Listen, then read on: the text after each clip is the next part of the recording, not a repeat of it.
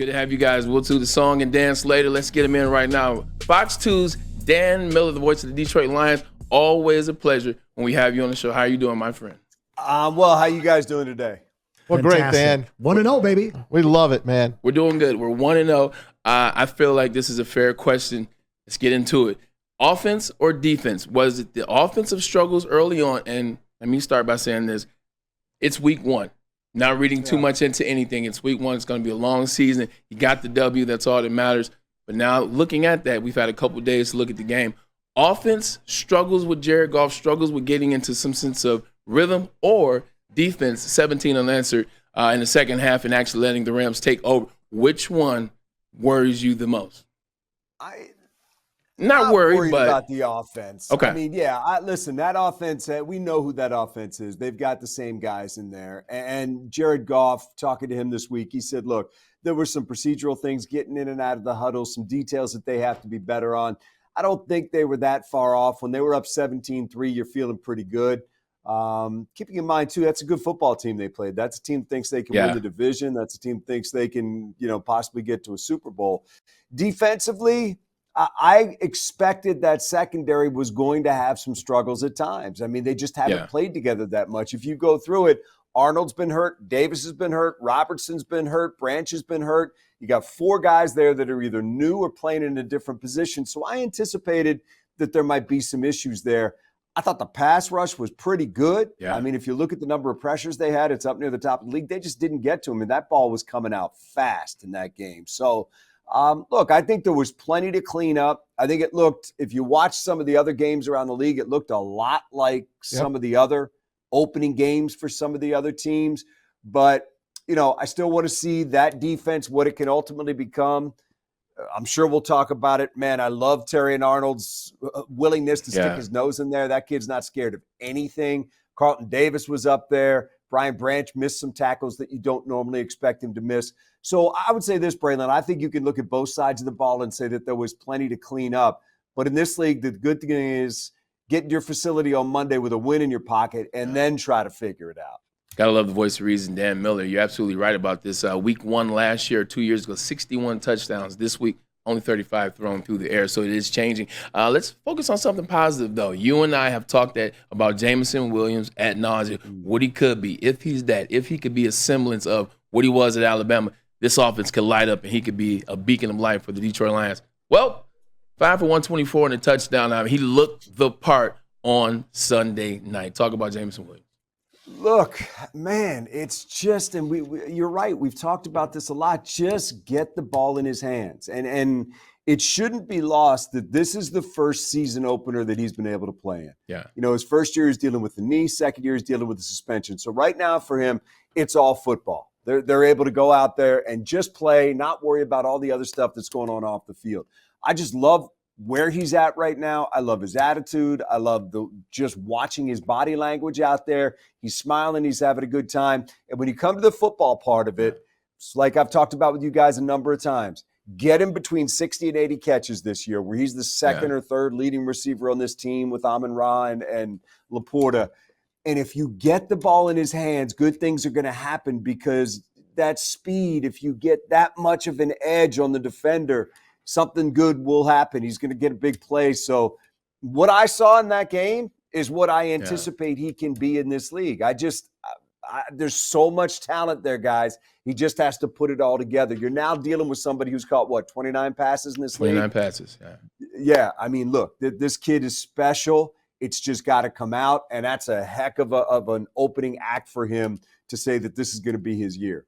Dan, not a question here, more of a statement. I absolutely agree with you. I remember when I was playing with the Jets in 2010, we added San Antonio Holmes to the team. We added LaDainian Tomlinson to the team. So we had a lot of parts. We had a lot of guys that can make a play on offense. So it took Brian Schottenheimer a second to understand what he had and all the weapons and be able to use them. So 100%, it is game one. I think they will get that thing together. Answer. Dapper Dan, one of the absolute best in the business. It is honestly an honor to be able to talk to you today.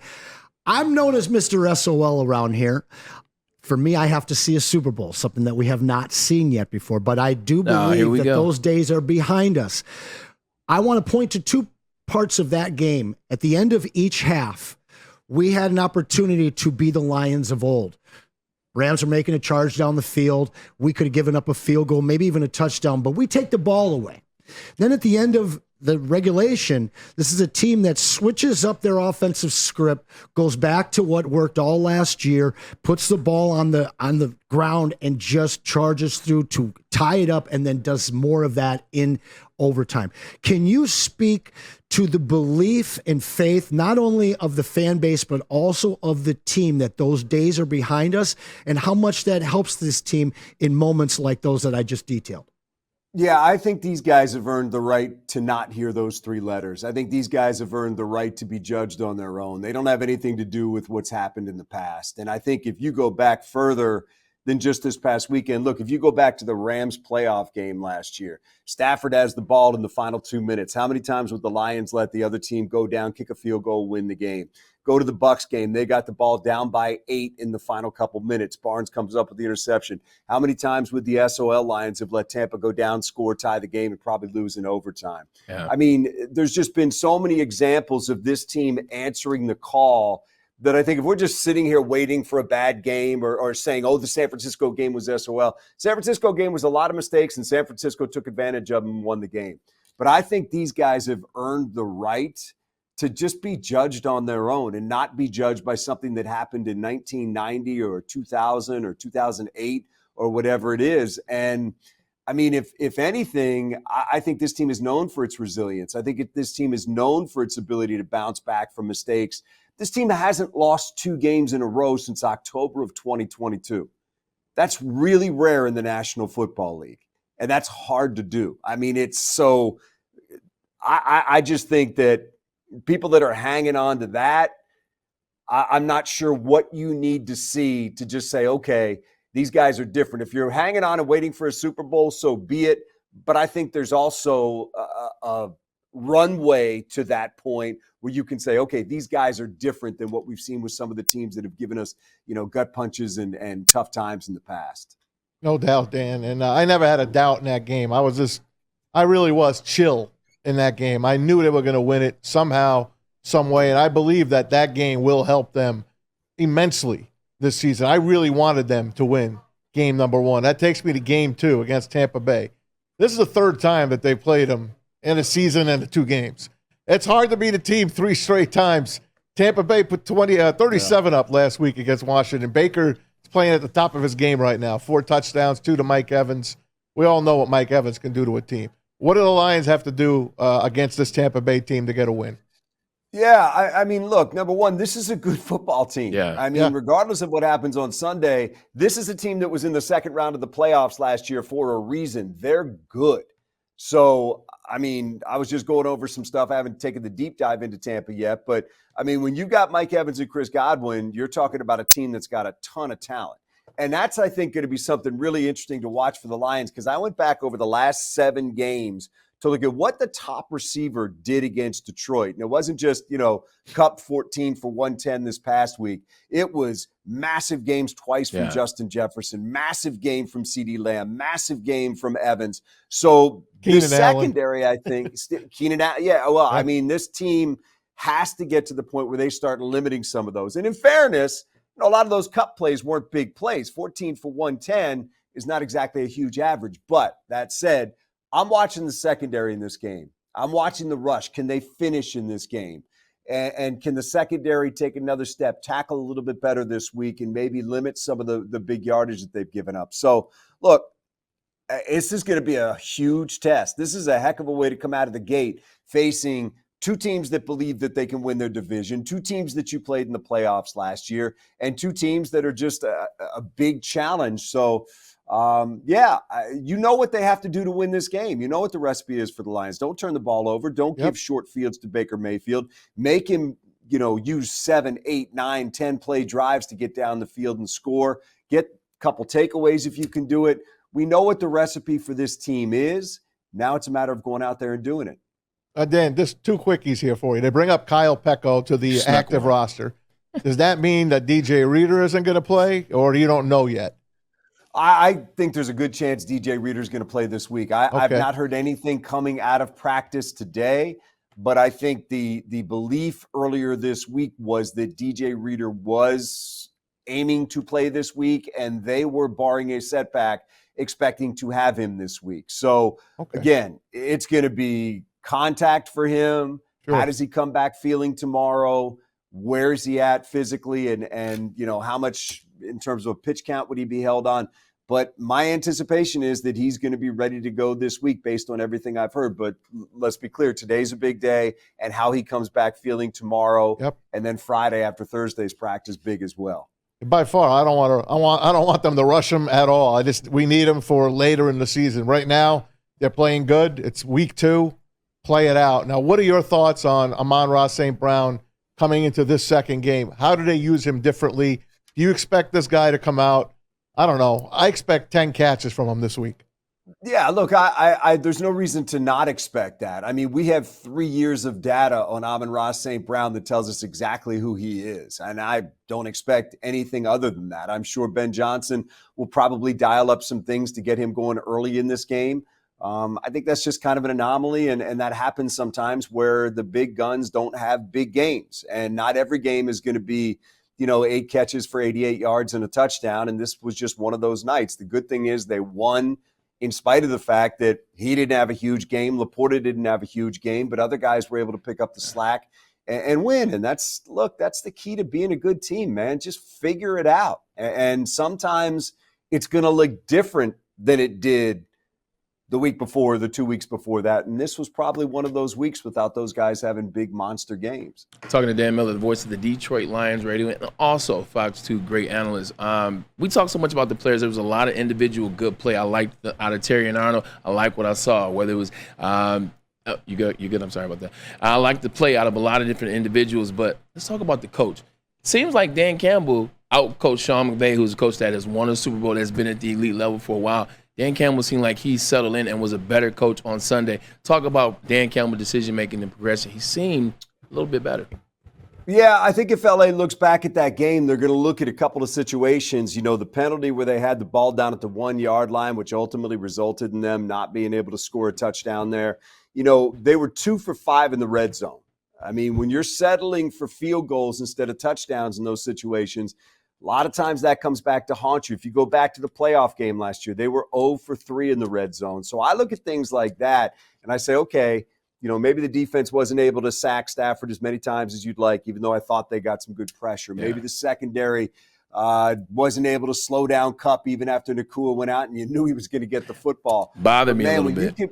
I'm with you. But when you can put the clamps down at a critical time in the red zone and hold them to 3 instead of 7, that's usually a pretty good recipe for winning. But look, I like what they did. I like the fact that they came out in overtime, and that coin flip was huge, guys.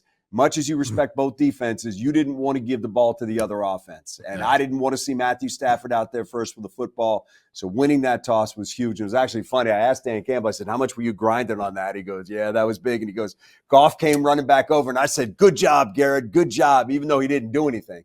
So, it's I love the play calling. It was just, that final drive was just, execution, determination, and will and strength. And it was just Ben Johnson saying, you know what? If they can't stop it, we're just going to keep putting the hammer down. And I mean, Braylon, you can relate probably to how those 5 guys felt up front and how everybody around them felt too. I'm sure at that point you can just feel just the spirit leaving the body of the Rams guys. That's a good defense. They got some young talent on that team. And I'll bet you by game 8, game 9, they're going to be something to deal with. But the way they finished that game, that's coaching, but that's also getting in behind the best offensive line in football that you've put a lot of assets in and winning the game. So, look, at critical times, do I feel like the Lions outplayed them situationally? Yeah, and I think that might have been the difference in that one. Hey, Dan, you hit the nail on the head in the question that I wanted to ask, so I no longer need to ask it is, you know what, when all was said and done, Ben Johnson knew what he needed to do in the right moment. He called the right plays. They ran the ball. It was very convincing. They beat up a team that was pretty good, but I think they took their will in that overtime game, Anson. I want to bring it back to the defensive line real quick, Dan. Obviously, our guy Aiden had a solid game, got home once. No DJ Reader. I think everybody here in Detroit and around the NFL knows what it will mean to that front 4. We've still got a lot of pressure. You prefaced it with the fact that they had to get the ball out. They were doing real quick 2-3 step drops. No Justin Houston. We got a new addition, and he's healthy in Marcus Davenport. What is the deal with Justin Houston? Is this going to be a guy who's going to be a game day inactive often? Is this a guy that at some point we bring along and it just adds even more to what should be a much better defensive line this season? Yeah, it's a good question. And when we were watching the inactives, I kind of had my eyes out to see whether or not James would be up or down. And it just kind of goes back to camp where you felt like even at the end, he was in a battle to keep his roster spot. It just feels like he's going to need to add some more consistency and versatility to his game for that coaching staff to trust him out there all the time. I know we remember the rookie season and all the sacks. Clearly, they're looking for more. I think we saw that in the preseason where Dan Campbell said it was going to be a hard decision whether or not he made the team, and then he did make it. But the way Onwuzurike's playing, and they can move him inside and outside, the way Davenport played in this game, and just go back, and Decker talked about it last week. Look at some of those bull rushes that he had. That dude is something else. He was a factor in this game. And then Aiden, obviously, on the outside, Aleem, Reeder, guys that we're seeing in there.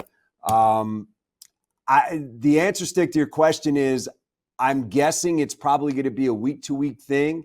And when he does ultimately get his opportunity, he's going to need to show this coaching staff something because it just feels like he's off the radar a little bit for them.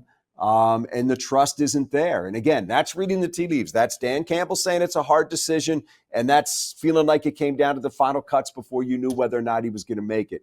I'd love to see him healthy and back out there and harassing quarterbacks. I don't know if that'll be this week or it'll be down the line.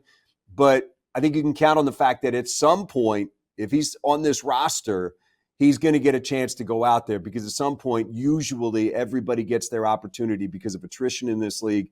And when he gets it, he's going to have to make the most of it.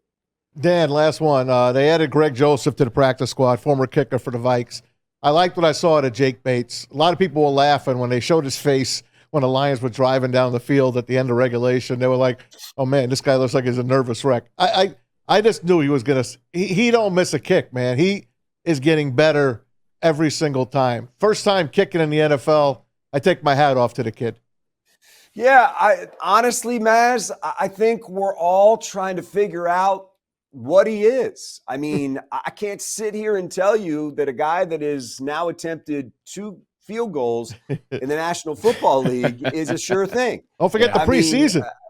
Well, I understand that, but I didn't because and this is no disrespect whatsoever to Jake Bates. But when he's running out there for a 32-yarder to tie that game, I am kind of in the back of my mind thinking about the 30-yarder he missed in the preseason. Yeah. So, look, part of your job, in this league is to earn the trust of coaches, players, fans through your play. And you know what? Game 1, he did that.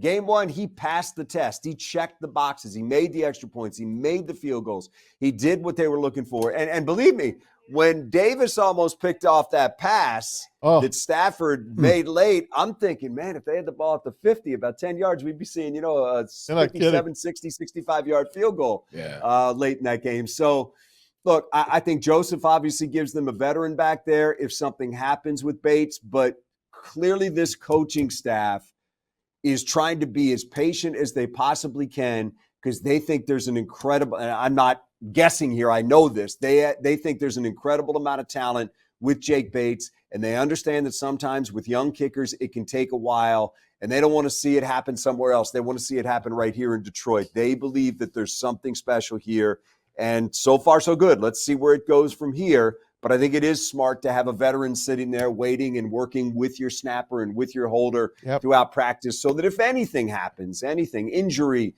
lack of performance, whatever it is, that he's ready to go. But you know what? Game 1, he came through pretty big for him, and they needed it. Amen. You know Maz is going to find a way to get to something about special teams with the kickers. You know it. You know it was coming, Dan. He just had to talk about a kicker who just got picked off the unemployment line. That's 100%. Now he's looking to replace Jake Bates already. Never. I tell you, Maz. I tell you. Dan, we appreciate you for tuning in. For coming on. And at the end of the day, the Lions, they won a tough one at home to start the season in the conference. So I take a win. And you play at that level, a C+, B- game, get a win against an opponent like that, it's only looking up from here. Like I tried to tell I've told many people the other day when they're like, oh, they didn't do this, they didn't do this. I'm like, you're right. They won. But when the Rams went back to their facility, their job was to get better. When the Lions went back to their facility, their job was to get better. Feels a whole lot better trying to get better when you're 1-0 than it does when you're 0-1. So take the win, try to be better against Tampa Bay this week, and then get better against the Cardinals the week after that. That's what every team in this league does. Appreciate you guys. Thank you. Have a great game. He's Dan Miller. He's the best, Fox. Thanks, we will guys. see you soon. See you next week, Dan. You got it, guys. Yeah, Dan, he hits on a lot of points that we've talked about. Look, at the end of the day, there's a lot of things to fix. There's a lot of things to clean up. Every team has things to clean up. But I tell you what, 16 teams are cleaning up things with W's, and those other 16 are trying to figure out what the heck they got to do in week 2. That guy's voice is just silk. Yeah, I agree. Man. I agree. Dapper Dan. Let's go, man. Hey, there's football tomorrow. Right? Had a family emergency, but I had to get back to talk to Dad.